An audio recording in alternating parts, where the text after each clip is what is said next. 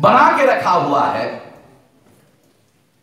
तो मुसलमानों के पास लगभग 86 संख्या के अनुपात में 86 मेंबर पार्लियामेंट होने चाहिए थे। करंट पार्लियामेंट में 18 है। 86 होने चाहिए थे, 18 है। ये 18 भी संख्या है, प्रतिनिधित्व नहीं। डिफरेंस बिटवीन संख्या और प्रतिनिधित्व, ये भी थोड़ा समझना बहुत जरूरी है। 18 की संख्या है, क्योंकि बोलते नहीं है तो गिनने के दौरान पता चला 18 है, मुसलमानों के 18 है, मगर बोलता कोई भी नहीं।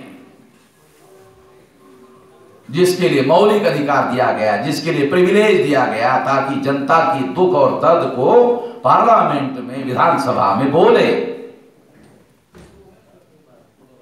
तो SC ST OBC माइनॉरिटी हो गया टोटल। ये SC ST माइनॉरिटी 85%। 85% लोगों को भारत के लोकतंत्र में रियल रिप्रेजेंटेशन नहीं है। ध्यान रखो, फंडामेंटल बात आपको बता रहा हूं।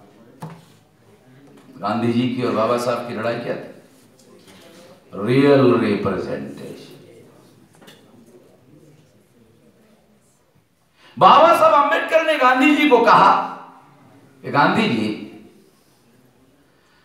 संख्या के अनुपात में हमारे लोग चुनकर जाना चाहिए, ये बात को आप सही मानते हैं? हाँ, सही मानता हूं। गांधी ने कहा हाँ, बात सही बात है आपकी। दूसरा सवाल गांधी जी को पूछा कि वो जो 15% जाने चाहिए, वो सही रिप्रेजेंटेटिव जाना चाहिए, इसको आप मानते हैं? तो गांधी जी ने कहा कि ये विवाद का मुद्दा है, ये विवाद का मुद्दा है। जब गांधी जी उपवास के लिए बैठे, एरोड़ा जेल के अंदर बैठे, तो सरदार पटेल उनको मिलने के लिए गए, तो उनकी हालत बहुत खराब थी। तो वो बाहर आकर सरदार पटेल जी ने बयान दिया कि अगर अंबेडकर गांधी जी की हालत देखते तो मोम की तरह पिघल जाते। ये बयान दिया, टाइम्स ऑफ इंडिया में छप कर आया, बाबा साहब ने पढ़ा सरदार पटेल का बयान। तो बाबा साहब अंबेडकर ने सरदार पटेल के बयान पर कहा कि पता नहीं सरदार पटेल को आयरन मैन किसने बनाया, लौह पुरुष किसने बनाया, कि अगर मैं मोम की तरह पिघल जाता। अगर ये बयान दिया तो इसका मतलब पहले सरदार पटेल पिघल गए, तब हमको पिघलने की बात कर रहे हैं।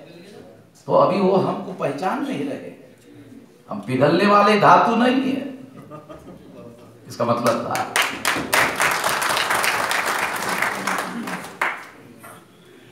फिर बहुत अहम जानकारी आपको दे रहा हूं। गांधी जी और सरदार पटेल की जब मुलाकात हो रही थी, भेंट हो रही थी, तो सरदार पटेल ने गांधी जी को कहा एरोड़ा जेल में, गांधी जी आपका प्राण बहुत मूल्यवान है आजादी के लिए, आपका बचना बहुत जरूरी है।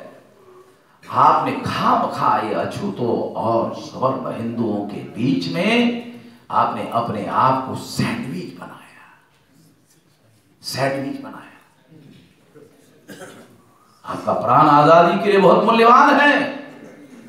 तो गांधी जी ने उनके जो पर्सनल सेक्रेटरी थे महादेव भाई देसाई, उनको कहा कि ऐसा करो, ये जो पीलो है, तकिया है, ये 2-4 तकिया ले आओ और मेरे पीठ पीछे खड़े करो, ताकि मैं पीठ पीछे खड़ा ऐसा बैठ सकूं, और बैठकर फिर मैं सरदार से बात करना चाहता। गांधी जी ने सरदार से बात शुरू की। गांधी जी ने सरदार को कहा, सरदार जल्दी ही आजादी मिलने वाली है, और आजादी में तुम लोग हुक्मरान होने वाले हो, तुम समझ नहीं रहे हो। मुसलमानों को सेपरेट इलेक्टोरेट पहले से मिला हुआ है। अगर शेड्यूल कास्ट और शेड्यूल ट्राइब को सेपरेट इलेक्टोरेट मिल गया तो एससी और एसटी के लोग मुसलमान से मिल जाएंगे एंड दे विल किल अस। संसद में जाकर, वो संसद के अंदर जाकर एससी एसटी और मुसलमान आपस में मिल जाएंगे एंड दे विल किल अस। संसद में तुम्हारी कोई सरकार नहीं चलने देंगे।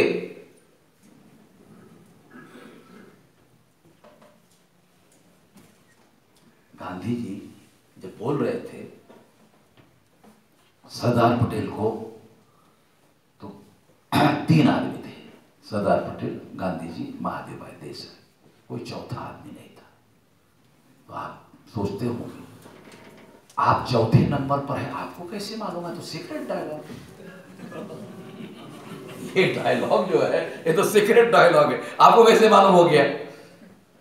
तो महादेव भाई देसाई जब दोनों का डायलॉग चल रहा था तो डायरी लिख रहे थे।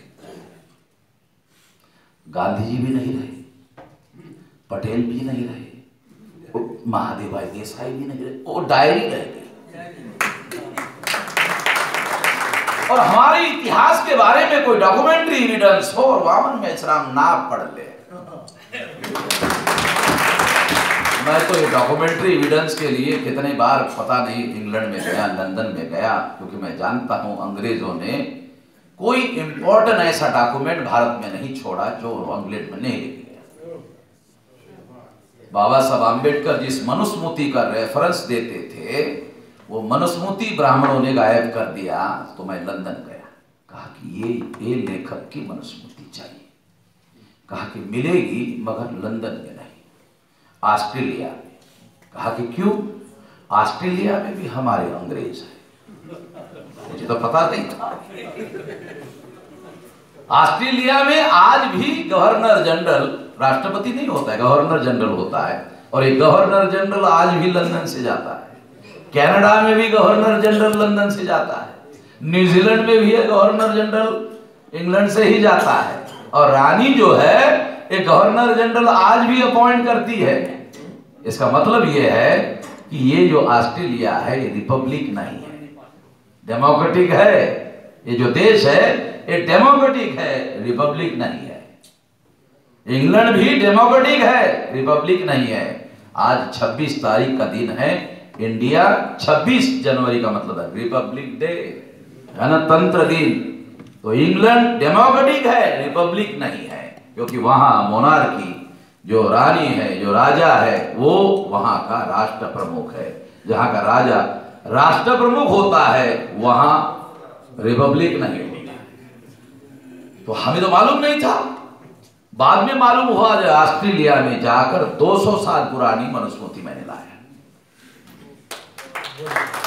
मैं इतना ज्यादा बोलता हूं तो बहुत सारे लोग आकर मुझे टेलीफोन पर कहते मिलते हैं कि आप इतना बोलते हैं, आपके खिलाफ अभी तक केस क्यों नहीं हुआ?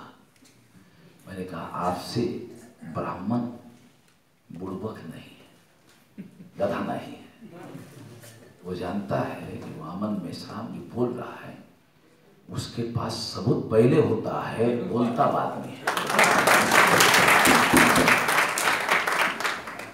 तो हमारे पास तो ये इसके लिए तो ऐसा डिपार्टमेंट ही खोल के रखा हुआ है।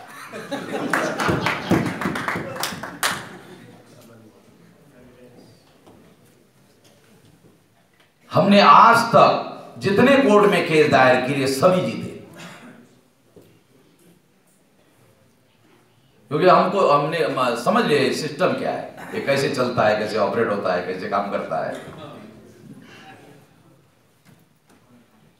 ईवीएम के विरोध में सबूत हासिल करना बहुत मुश्किल है, मगर हमारे पास इतने सबूत है कि मेरे पास ही सबूत है ईवीएम घोटाला करती है, किसी के पास नहीं, केवल मेरे पास।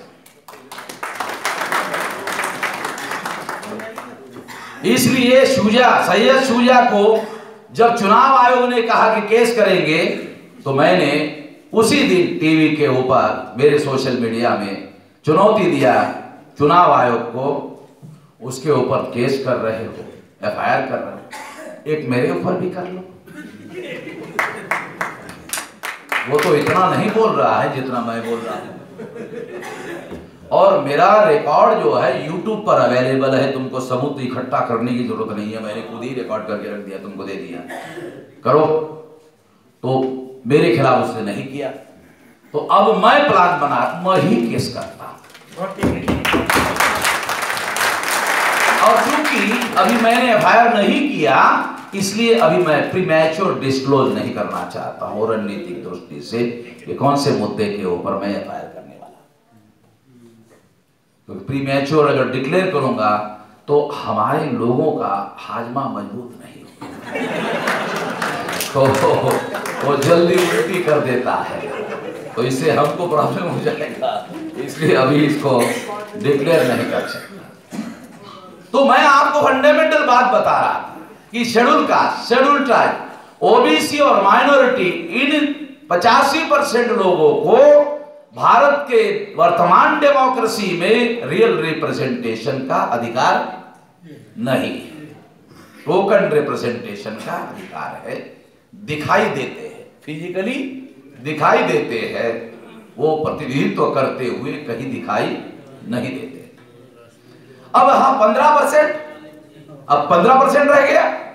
जो 15% है उसमें केवल 3.5% ब्राह्मणों की 5 नेशनल लेवल की पार्टियां है, क्षत्रिय की एक भी पार्टी नहीं है।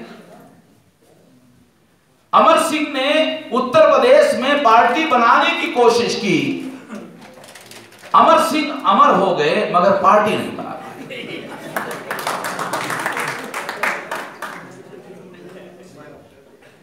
बनिया वैश्य लोगों की कोई नेशनल लेवल की पार्टी नहीं है।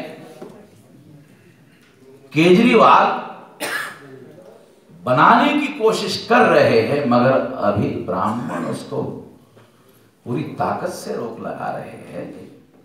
और आपको पता नहीं, केजरीवाल के पार्टी में बनिया वर्सेस ब्राह्मण का झगड़ा बहुत ज्यादा तीव्र है और इसलिए बहुसंख्य ब्राह्मण लोगों को केजरीवाल को निकालना पड़ा। जाति जो है भारत में, लड़ाई जो है ये जाति जातियों में ही होती है, बाकी कोई लड़ाई नहीं होती। जाति और जाति के बीच में ही लड़ाई होती है। इस वास्तवता को, इस सत्य स्थिति को हमको जितने जल्दी हो सके उतने जल्दी स्वीकार करना होगा। अब मैं आपको आगे जो बताना चाहता हूं, जब ये ट्रू डेमोक्रेसी नहीं है, रिप्रेजेंटेटिव डेमोक्रेसी नहीं है, तो आज की स्थिति क्या है। और डाटा देता हूं, 2009 में 375 सीटों पर ब्राह्मणों की पार्टी का कब्जा था। 2014 में 411 सीटों पर ब्राह्मणों के पार्टी का कब्जा। इलेक्शन कमीशन के साइट पर जाके जो डाटा बता रहा हूं वेरीफाई कर लेना, मानना मत मेरी बात, ये देख लेना। इसका मतलब है विधायिका पर ब्राह्मणों का कब्जा है। 375 का मतलब है 2/3 मेजोरिटी से पार्लियामेंट में कानून पास होता है, लोकसभा में कानून पास होता है। 366 चाहिए, उनके पास 375 है। और अभी 411 है 2014 में, कम होने के बजाय ज्यादा हो गया है। कार्यपालिका की क्या स्थिति है? मैं 2017 में शरद यादव जी के घर में गया था, उन्होंने कार्मिक मंत्रालय को राज्यसभा में सवाल पूछा, कार्मिक मंत्री ने जवाब दिया। जवाब में जो डाटा कागज में लिख कर दिया वो कागज शरद जी ने मुझे दिया। मैंने कहा मुझे क्यों दे रहे हो?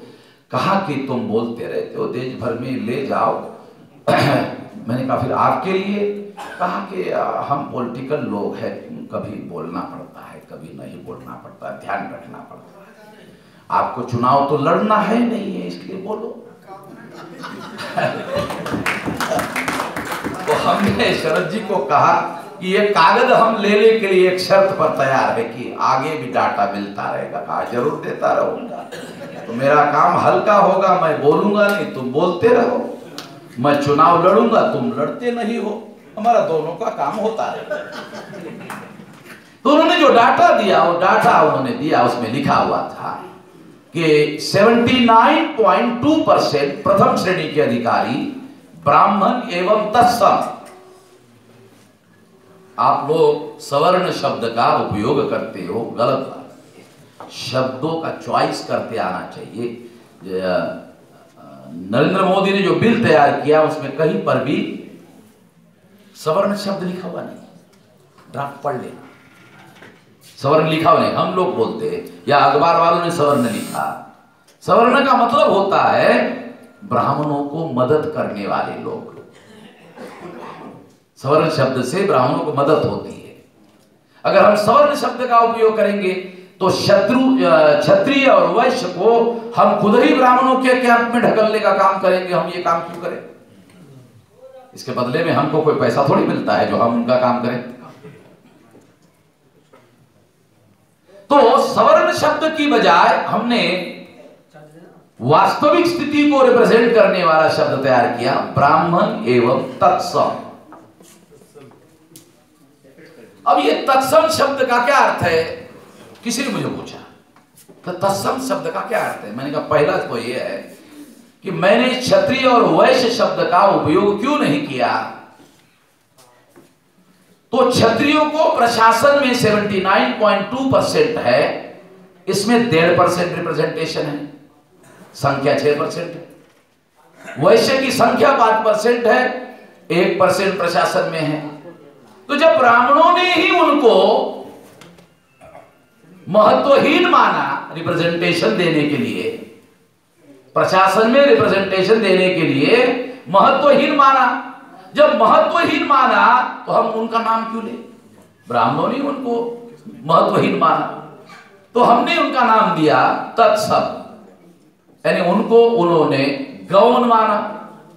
ब्राह्मणों ने उनको गौण माना, हमने भी तत्सम शब्द का उपयोग करके गौण माना। क्योंकि 79.2% में अगर 1.5% क्षत्रिय और 1% वैश्य है तो उन्होंने उनको गौण माना, महत्वहीन माना, तो हम भी उनको गौण और महत्वहीन मानते हैं और उनका नाम रखते हैं तत्सम। इससे क्या होगा? इससे क्या होगा?